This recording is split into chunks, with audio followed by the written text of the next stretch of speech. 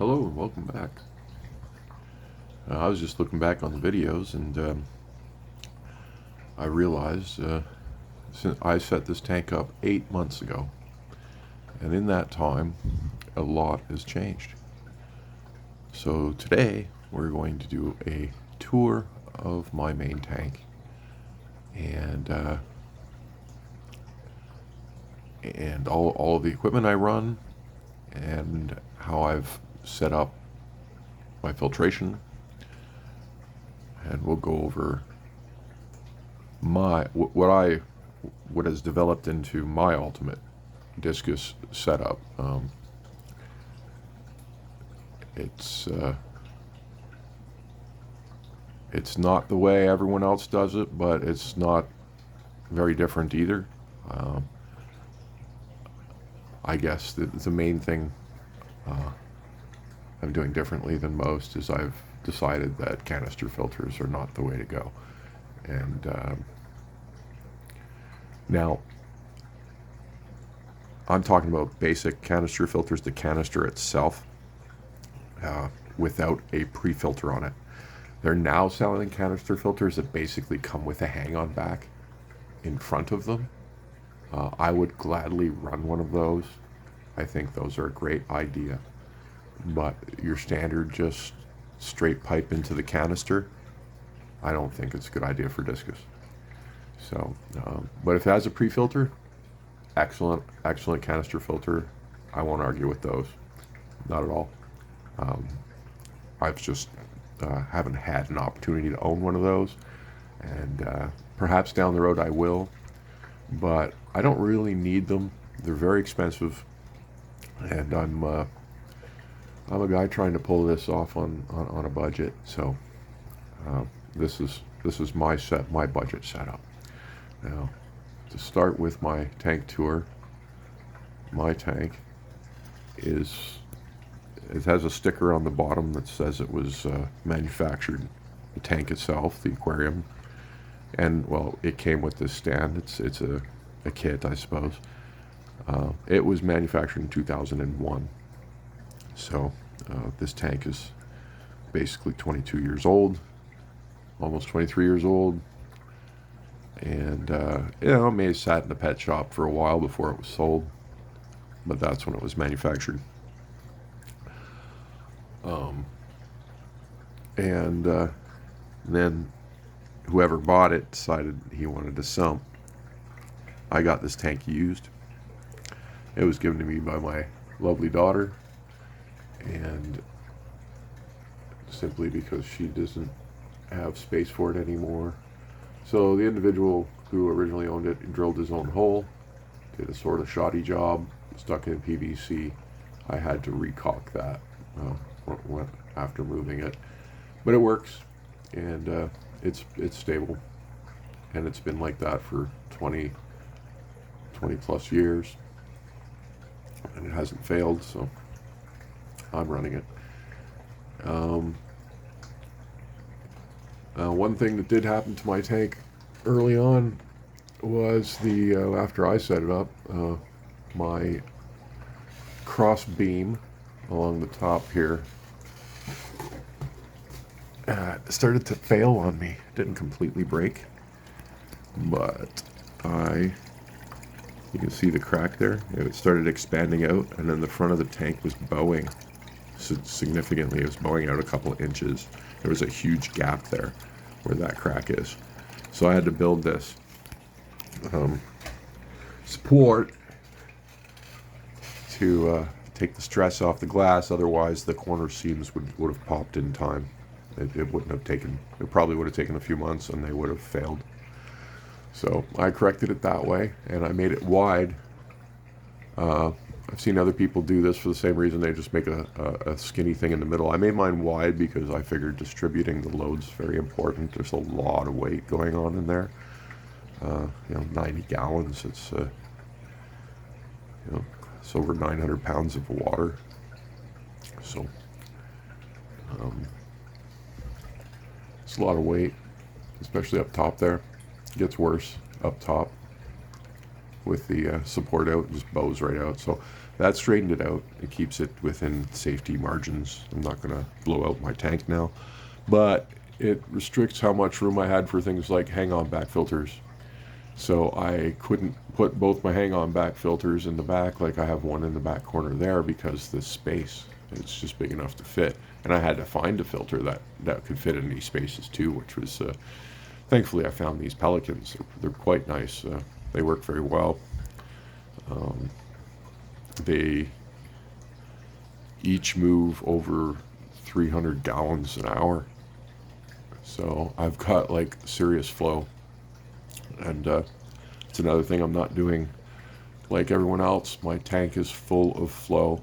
I treat my discus like I would treat any other cichlid, and cichlid tanks need high flow, especially with a high population.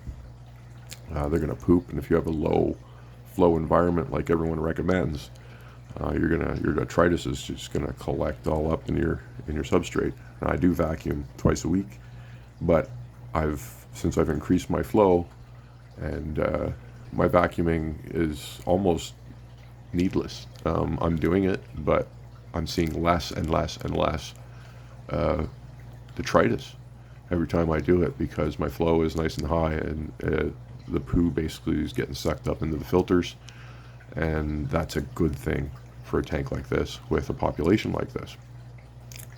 So yeah, I had to unfortunately hang this guy up front because the sumps pipe is in the way back there. But although it's unsightly, it's a good thing, because if you look at it, it shoots the water across the top of the water this way, and then this one's shooting the water straight back at the sump intake. And it's also keeping the top of the sump intake clean, because it's constantly blasting it. So if there's any buildup there, it's getting washed away or pushed down. And that's very helpful. Then I have the, pardon the glare, but you can see right there, it's the JP01 SUNSUN UV filters. They're great, they're cheap, and I highly recommend them. They collectively move roughly 500 gallons an hour. I have two of them. I have one over here as well in the other corner, and so they're shooting a jet of water, and it's a good flow. Like, it's pushing those bubbles. You can see it's leaning those bubbles over, and I got this one pointing out this way. So that one's, and basically between all of the filters, there's a vortex in the middle, just here, and there's really good flow. And why do I think high flow is good for discus?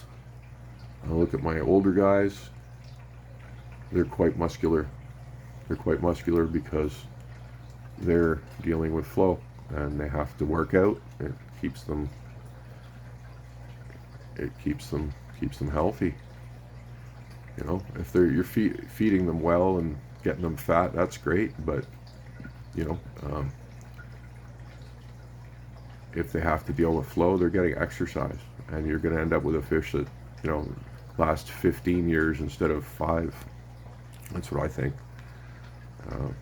We all need exercise. They are cichlids. There's nothing wrong with giving flow, high flow, to discus. I think it just improves water quality immensely, and that's more important. And look at this guy. Look at the muscles on him. Look at him. He's like the Arnold Schwarzenegger of discus, and he's only like 7 months old.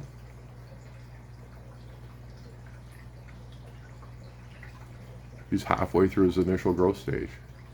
He's about, I'd give him 6-7 inches already, and he's still got, he's only halfway through his 15-month initial growth stage. He's going to be a 12-inch monster. At least, I don't know, I could be wrong, but at the rate he's moving, and these guys are doing pretty good, but they're growing a little slower. Snake skins tend to be like that, though. So, beautiful shape on them. Beautiful shape on them. Let's get back to the equipment. right? Because that's what we're here for, is the tank tour. I'm getting distracted by my fish, as I usually do. Also, I guess we'll talk about the lid. I've got videos up on this, but it's made out of that foam back there. I just made a nice square lid, and then I made this. You can see how it's made of the foam. And then I just covered it over with some God, I keep forgetting the name of this stuff, but yeah, Mylar or whatever, and that's the result. It's an insulated lid. It keeps the heat in, because I'm in Canada. Things are cold here, and that's helped save me money, basically, on heating my tank. It's a great thing to do. So we've been over the filters up here. I have a 200 watt heater up here. I have the same 200 watt heater in my sump down below. We'll get to the sump in a minute. And there's also a sponge filter hidden back there, chugging away with those bubbles. Just because, why not? I want to throw all the types of filtration at my tank, because every type of filtration has an advantage and a disadvantage. So if you're if you're not putting all your eggs in one basket, then you're getting all the advantages. Here's my sump. It's basically just a homemade jobby. It was first set up as I actually need to add a bit of water. My last water change, I didn't get enough water in there. I like to have it pretty much close to full, and so I'll be doing that shortly. It's absolutely chocked full of biomedia. I've got these clay balls. They float, and when they get full of bacteria, they sink. I got a little gravel and mixed with gravel and different biomedias down there, and it's absolutely chock full of the pot scrubbies, sponges, just whatever I can jam in there, as much as I can, and it works very, very, very, very well. I also keep a red-tailed shark down here. He loves it. Unfortunately, I was advised that he would be fine with my discus, but that individual was wrong, and so he lives down here now, and he has a happy life. I feed him down there, and he gets to eat all the older. They eat the older sludge, which it's good for the health of the sump.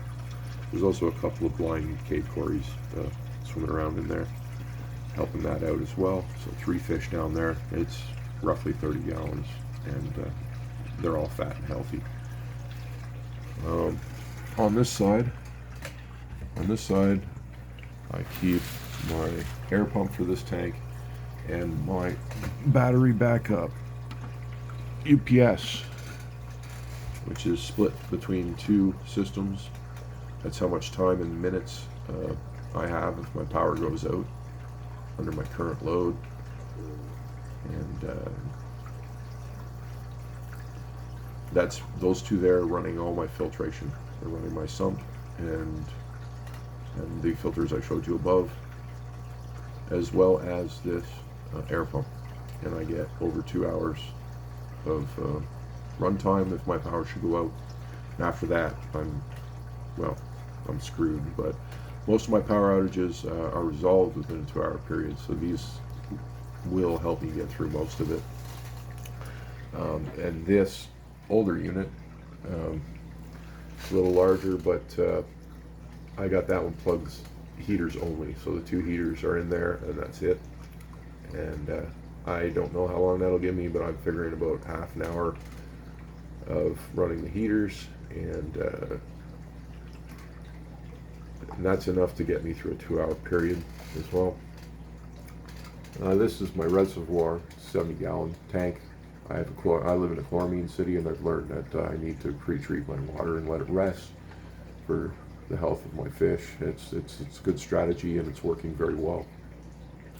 I also run an air pump up there, run sponge filters and air hoses in there to help that while it seasons for a few days in between my water changes.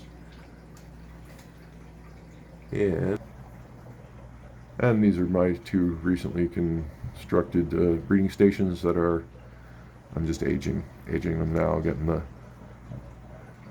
the biology set up, and I'm going to let them run a couple months so they're ready for spring when I get pairs. Hopefully get pairs, but I should. I mean, I got 18 fish and they're doing well. So I think that's all my equipment in a nutshell. I know I've probably forgotten something. My lighting is just old tube lights, but I like it. It's a little, I don't know, I like the colors. I like the way it's working out. I'll probably get better lights down the road, but I'd like to get them with the sun up, sun down, as to not startle the fish. But I'm sort of doing that manually right now. So, but yeah, so sump. Oh, I keep a sponge filter and a floating bed filter down here too. Always running, and an air stone, and again that 200 watt heater is down there as well. So I'm getting heat down there, heat up here, and plants are coming along nice. You can see the Amano shrimp. They're still alive, but they hide in the day, and I don't really get to see them much. They're also young, so that's probably why they're hiding. But they're starting to get their job done here. They're getting things cleaned up. Had a lot of algae on these spires. It's starting to fall back. They were completely mossed over and green. So mono shrimp, definitely helpful little guys. Glad I added them. I saw a crab down here yesterday briefly, hanging out under here. But they just don't like to show themselves, probably for a similar reason. They're babies, and in the fish world, babies hide. So as the Amano shrimp and these crabs mature and gain some size, we'll probably see more of them. But for now, everybody's hiding. And rightfully so. They got these big monsters swimming around them. It's got to be scary. So that's where we're at. That's my discus setup, and compared to alternative setups or typical discus setups, you know, all the equipment I showed you is relatively cheap, easy to make yourself, like the sump. You can just do that with a 20-gallon tank and a $25 sump pump and some hose, and it's really a lot cheaper than a $500 canister filter. And you can pack way more biomedia in your sump than you'll ever pump in even 2 canister filters. And biomedia is what you need. So you need that. Just that a sump with the tank, if you've got fish like discus or a heavily stocked cichlid tank of any kind, you should run a sump. And I don't know if your canister filter does not have a pre-filter on it, jerry rig one in. If you don't already have one, buy one of these $50 guys and do the MacGyver thing and make your own pre-filter out of it. And so you're not running your water through filth.